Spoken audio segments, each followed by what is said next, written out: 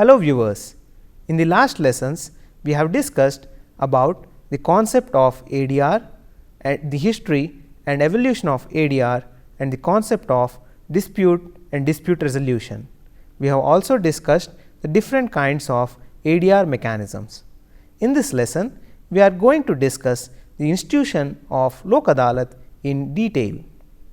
The objectives of this lesson are to understand the institution of Lok Adalat and permanent Lok Adalat, to discuss the legal framework of Lok Adalat under Legal Services Authorities Act 1987, to explain the powers, functions and features of Lok Adalat and permanent Lok Adalat. The term Lok Adalat means people's court. It is derived from two words, Lok, which means people, and Adalat, which means court. Lok Adalat is one of the modes of alternative dispute resolution unique to India. The Lok Adalat system provides easy access to justice at free of cost to indigent people who cannot afford to go to courts. Since its inception, the Lok Adalat system has gained a lot of popularity as a mechanism for speedy and effective settlement of disputes. Several Lok Adalats have been organized at national, state, district and taluk levels and in different places across the country. If we look at the facts and figures, the first national Lok Adalat, organized in the year 2013, disposed 71.5 lakh cases. Similarly, the second national Lok Adalat, organized on 6th December 2014, disposed 1.25 crore cases, providing financial relief over 3000 crore rupees to the disputants in a single day.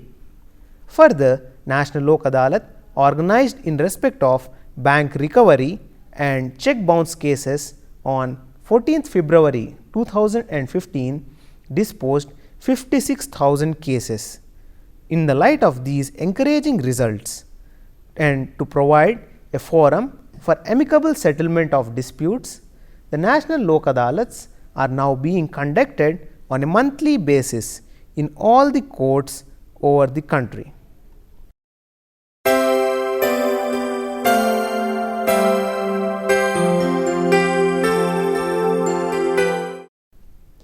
Legal Services Authorities Act 1987. In the year 1980, the Government of India, with an objective of providing free legal aid, in its resolution dated 26th September 1980, appointed the Committee for Implementing Legal Aid Schemes under the chairmanship of Justice P. N. Bhagawati. This committee monitored the legal aid activities throughout the country and evolved an appropriate mechanism and procedure for achieving access to justice.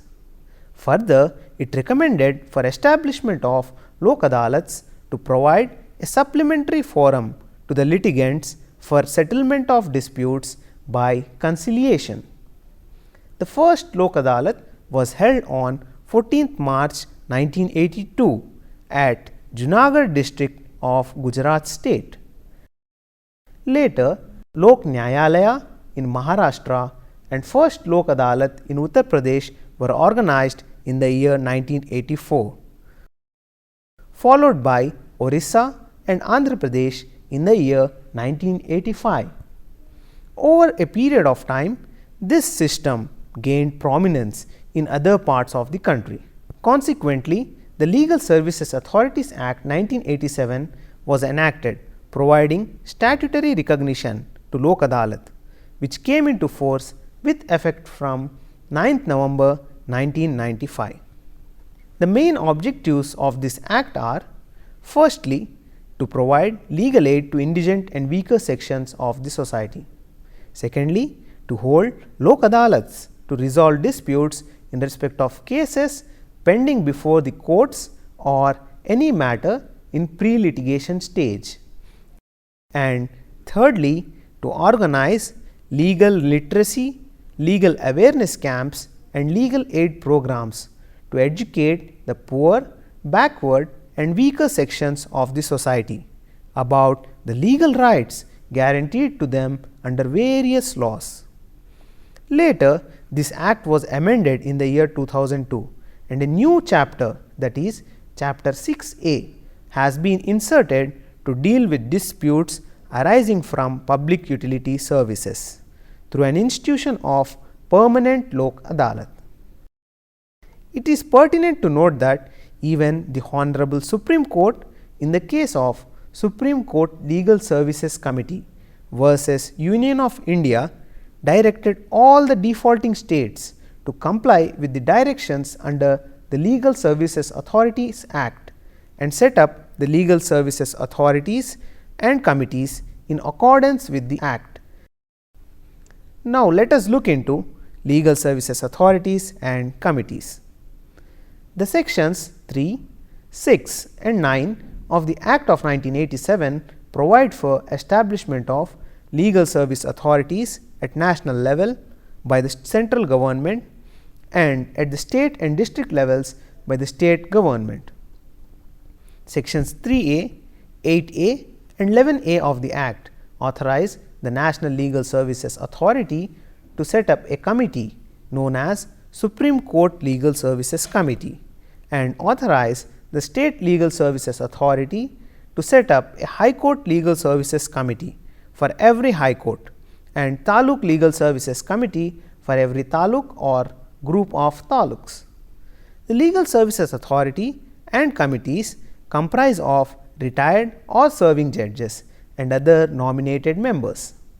Functions of legal services authorities and committees. The functions of central authority are enumerated under section 4 of the Act.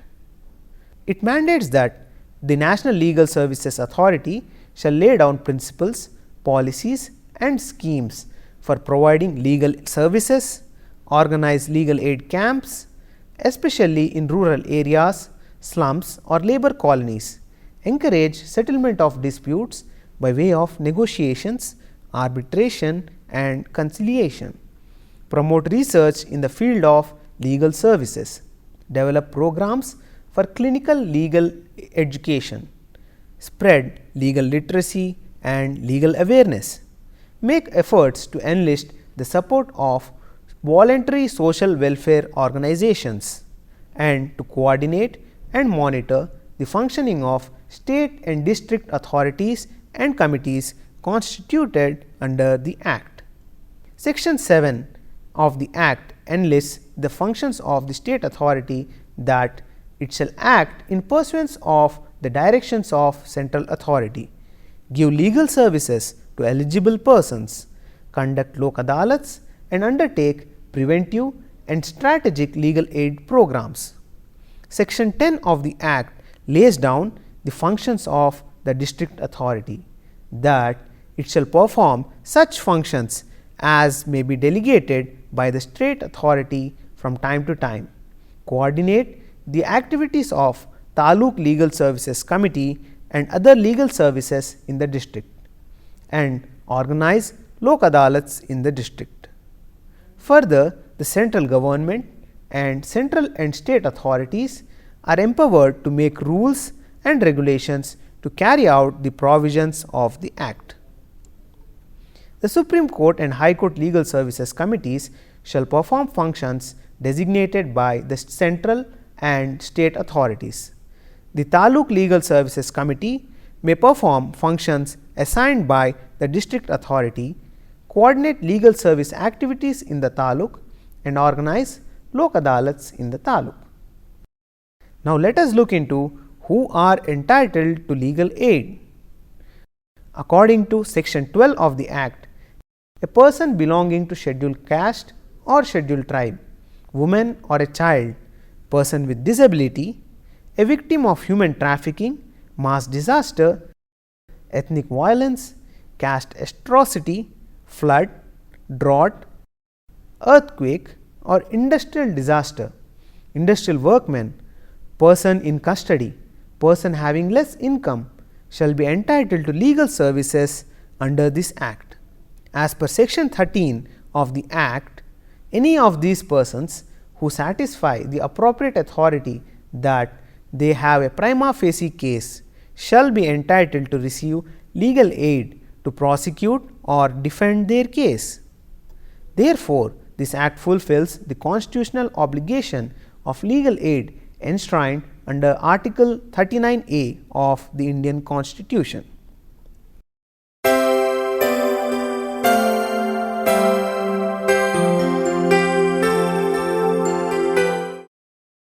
Now, let us discuss the meaning and nature of Lok Adalat.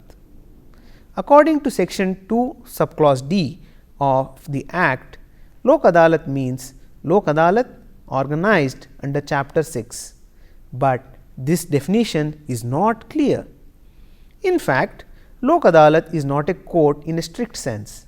It is a non-formal institution organized for bringing about settlement of disputes between the parties free of cost through conciliatory and mediatory efforts.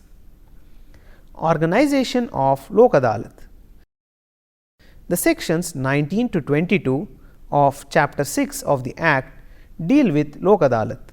As per Section 19, Lok Adalat may be organized by any of the legal services authorities or committees at any place for exercising jurisdiction in respect of certain cases.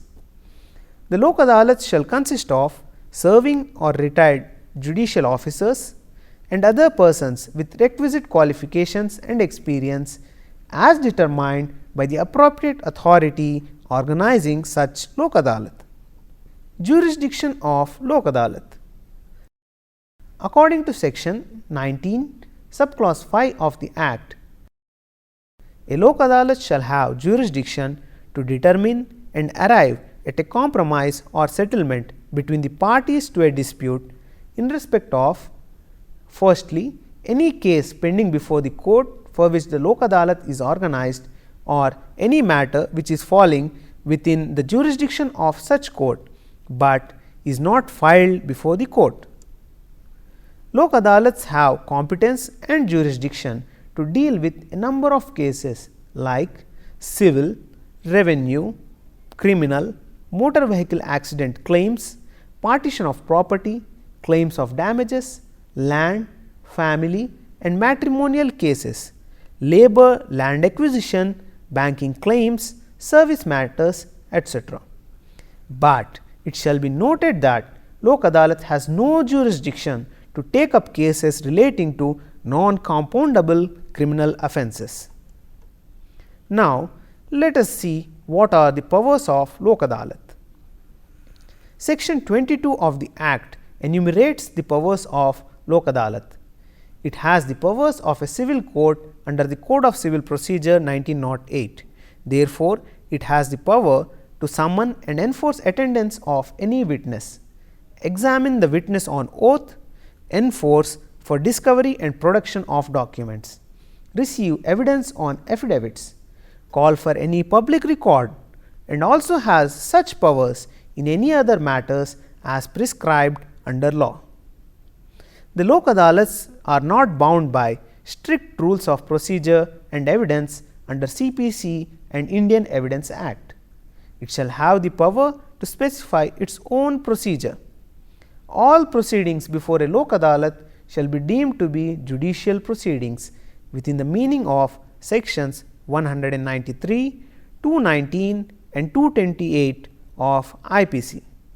Thus, there shall be punishment for giving false evidence, for corruptly making a report or order contrary to law, and for insulting or interrupting a public servant in the proceedings before the Lok Adalat. Further, every Lok Adalat shall be deemed to be a civil court for the purpose of section 195 and chapter 26 of Code of Criminal Procedure 1973, which deal with prosecution of offences against public justice, offences relating to false evidence and offences affecting administration of justice. Now, let us see the determination of cases by Lok Adalat. Under section 20 of the Act, there are two ways in which cases can be brought before Lok Adalat. Firstly, by reference from the court, and secondly, by reference from the Legal Services Authority or committee. The court shall refer a case pending before it to the Lok Adalat when the parties of a case agree to refer the case to Lok Adalat, or one of the parties makes an application to the court to refer the case to Lok Adalat for settlement, and the court is prima facie satisfied that there are chances for settlement, or the court is satisfied that it is appropriate to refer the matter to Lok Adalat. However, the court shall refer the case to Lok Adalat only after giving a reasonable opportunity of being heard to both the parties. Apart from this, the authority or committee organizing Lok Adalat, on receipt of an application from any party to the dispute, refer the said dispute to Lok Adalat, after giving a reasonable opportunity for hearing to both the parties. While determining any case or dispute referred to it, every Lok Adalat shall act with utmost expedition to arrive at a compromise or settlement between the parties, and it shall be guided by the principles of justice, equity, fair play and other legal principles. Ultimately, if the compromise or settlement is successful, both the parties agree, then the Lok Adalat makes an award, which is final and binding on both the parties. But if the settlement could not be made where the case is referred by a court, the case shall be returned to that court, which shall proceed to deal with it from the stage which was reached before the case was referred to Lok Adalat. In cases referred by Legal Services Authority, the case shall be closed and the parties would be free to avail other remedies. Now, let us see the features of the award of Lok Adalat. Section 21 of the Act deals with the award of Lok Adalat. The essential features of the award are that it shall be deemed to be the decree of a civil court. It shall be final and binding on all the parties to the dispute, and no appeal shall lie to any court against the award. If a case pending before the court is settled at Lok Adalat, the court fee already paid shall be refunded as provided under the Court Fees Act 1870. It shall be signed by all the parties to the dispute and the members of Lok Adalat. Certified copy of the award is to be given to parties at free of cost.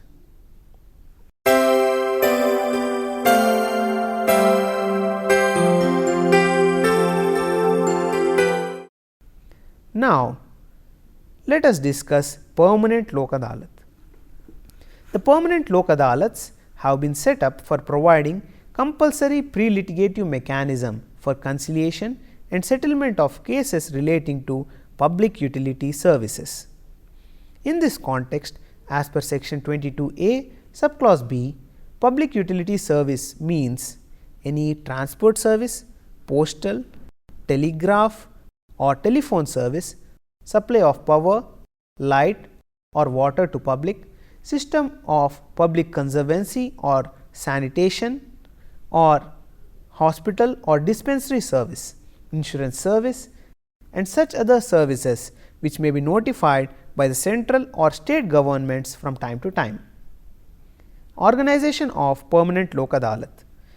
The permanent Lok Adalat shall be established by the central or state legal services authority for settling dispute in respect of public utility services.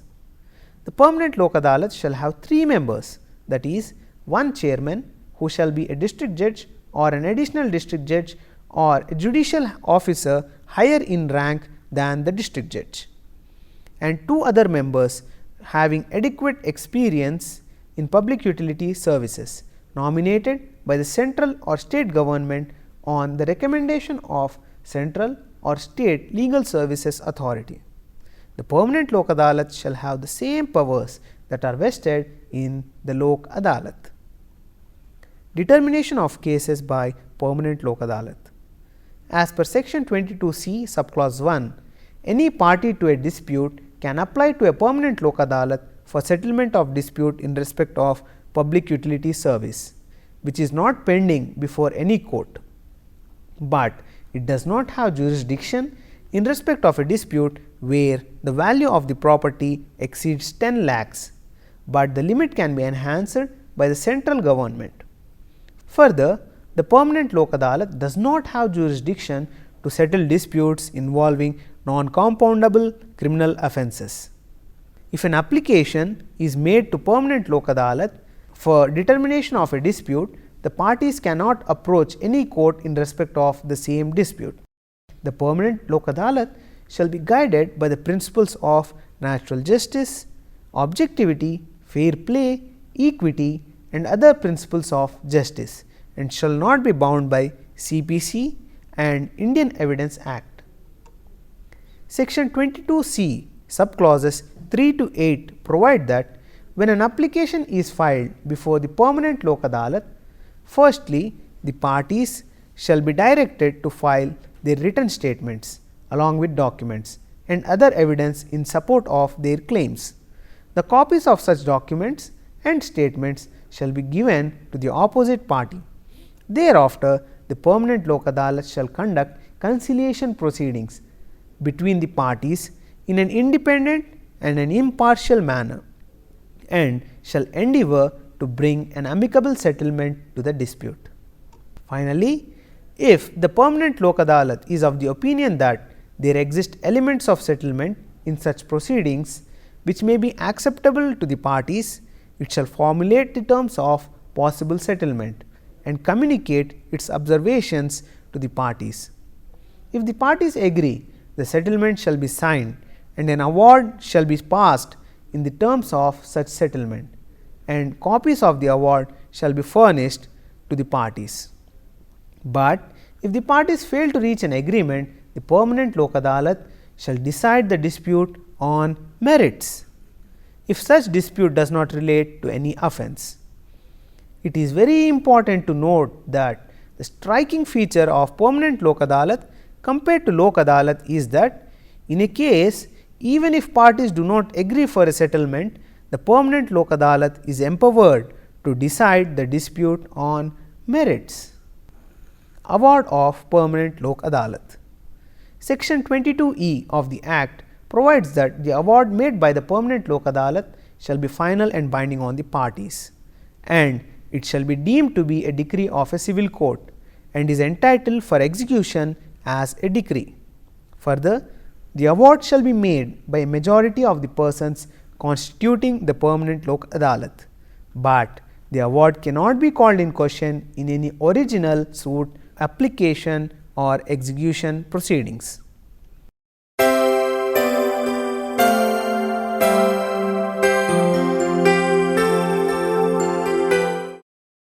Now, let us analyze the juristic opinion on status of the award.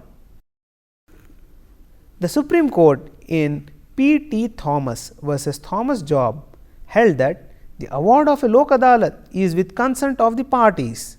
It shall be deemed to be decree of a civil court and no appeal shall lie from it, as even under section 96 subclause 3 of CPC, there is no appeal from a decree passed by the court with the consent of the parties. In State of Punjab versus Jalaur Singh and others, the Supreme Court held that the award passed by the Lok Adalat is not appealable and becomes final and binding on the parties and can be challenged before the High Court under Article 226 and 227 of the Constitution, that too on very limited grounds. In the light of various judgments of Supreme Court and High Court, it is to be noted that the award is liable to be set aside in judicial review by the High Court in these situations, that is, if there is element of fraud or misrepresentation in the award, there is absence of free consent of the parties, the award is passed ex parte without hearing both the parties, or it is in derogation of the provisions of the Legal Services Authorities Act. In S. N. Pandey versus Union of India, where the constitutional validity of the chapter 6A relating to permanent Lok Adalats was in question, The Supreme Court upheld its validity and opined that the Chapter 6A is complementary to Section 89 of CPC and that permanent Lok Adalat ensures availability of justice to the litigants in speedy and impartial manner in crucial cases of public utility services, and also aims at reducing the workloads of the court. As such, it cannot be held unconstitutional. In Bar Council versus Union of India, the validity of Chapter 6A of the Act was challenged as violative of Article 14 of the Constitution of India, as no appeal is provided to the aggrieved party even in cases where dispute is decided on merits.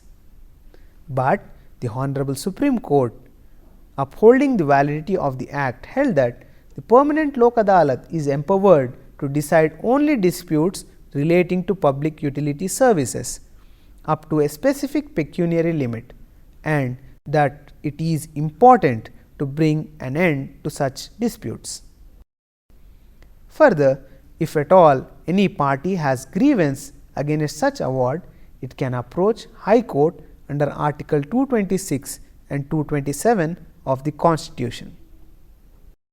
From this lesson, we have learned about the role of Lok Adalats as an institution of ADR and how it has gained a lot of prominence and popularity. Lok Adalats have proved to be a boon to the disputants, where they can get their disputes amicably settled with finality in a fast manner and free of cost. Hope you enjoyed this lesson. See you in the next lesson.